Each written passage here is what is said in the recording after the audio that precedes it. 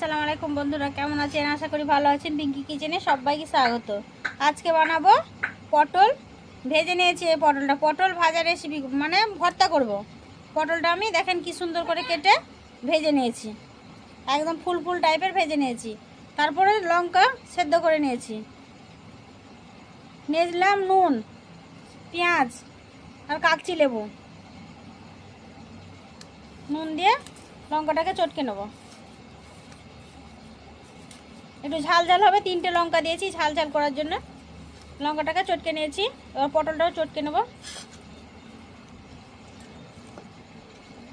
পেঁয়াজ দিয়ে মাখিয়ে নেব,